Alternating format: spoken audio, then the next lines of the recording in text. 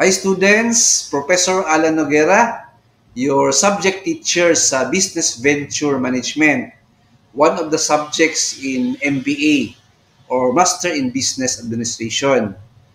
So for your guidance, students, na magawa kayo ng final paper, we have this guide, no? 30 pages business plan. Ito yung gawin ninyo so that you will pass my subject, Business Venture Management. Alright? So, i-enumerate natin and explain concisely. So, number 1, cover page. Yan, importante yan. Yan yung page 1 ninyo. So, ano yung cover page? Yung name ng school, name ng business ninyo, tsaka nandun yung name of student and name of your professor. Okay, number 2, table of contents. So, ano yung contents ng business plan ninyo? Yung title and page number. Ayan. Number 3, marketing plan. So, magawa kayo ng marketing plan na page. Only these 2 words muna. And then, page 4, business name, logo, and slogan. So, 1 page yan siya. Nandun yung business name nyo. Importantly, yung logo and slogan. And explain in 2 sentences. Bakit yan yung napili nyo na business name, logo, and slogan. And page 5, vision, mission, and goal.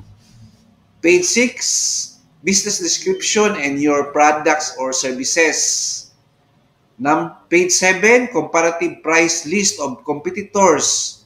So, of course, nandun yung business establishment ninyo and 2 competitors. Ilagay nyo yung products nyo and then list or price list. Yung company ninyo, yung competitors. So, comparative yan siya na price list. Page 8, pricing strategies. Ano yung strategy niyo sa pricing? So, for example, psychological pricing, yung 99.99 and other pricing strategy na i-apply ninyo. So, ilagay nyo dyan sa business plan ninyo. Page number 9, target market and target market analysis. So, who are your customers? And sino yung magpatronize sa business products niyo or services. And number 10, macro environment analysis. Yung political environment, social environment, economic environment, among others. Alright? Page 11, industry analysis. So, page 12 to 13, marketing programs and strategies. Ano yung mga marketing strategies niyo to entice customers to buy your products or services? Marami yan, no? So, 2 pages yan siya. Gawin niyo po sa business plan niyo. Page 14, organizational plan. So, 1 page yan siya. Lagay niyo lang yung word na organizational plan. Page 15, legal structure of the business and ownership. For example, sole proprietorship, partnership, or corporation. Then explain. Page 16, organizational structure. No? Remember yung top management, middle management, and employees. So, merong mga picture na sino yung manager, operations manager, yung supervisor, and employees. Yan. Page 17 to 18, job description of all employees and work schedule. For example, anong schedule nila sa trabaho? 8 a.m. to 5 p.m. or 9 a.m. to 6 p.m. Monday to Friday ba? O Monday to Saturday?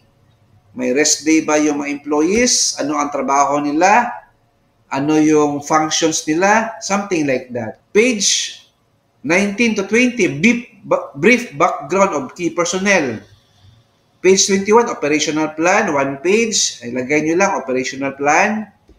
Page 22, business operations, process flow, and workflow. So, ang gawin ninyo, narrative, yan siya, business operation. Then, yung process flow, workflow, yung illustration or or graph or line graph, something like that, right? So page 23, list of machinery, tools, fixture, supplies, and prices. Page 24, office layout. Provide picture or illustration, front view, side view, or top view. Page 25, financial plan. So, one page ito. Lagay nyo lang yung 2 words na financial plan.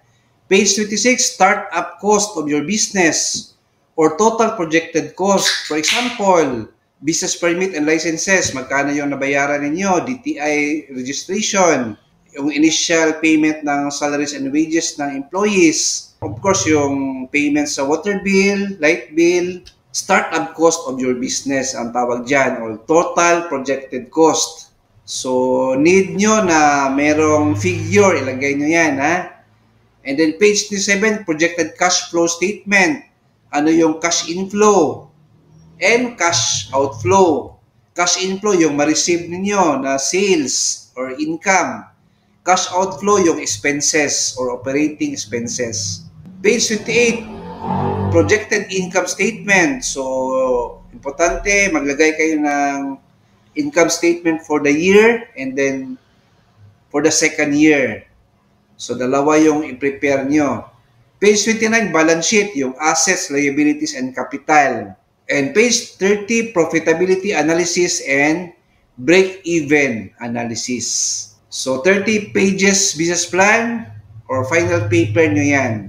So, yan yung template nyo, gawin nyo, and then pwede ito na soft-bound or book-bind or hard-bound ang submission nito. So, importante ito na masubmit, and then after that, meron tayong oral defense sa final paper nyo, Q&A, based po sa research output niyo or paggawa nyo ng business plan. Good luck, students. See you in our final exam. 2 thumbs up.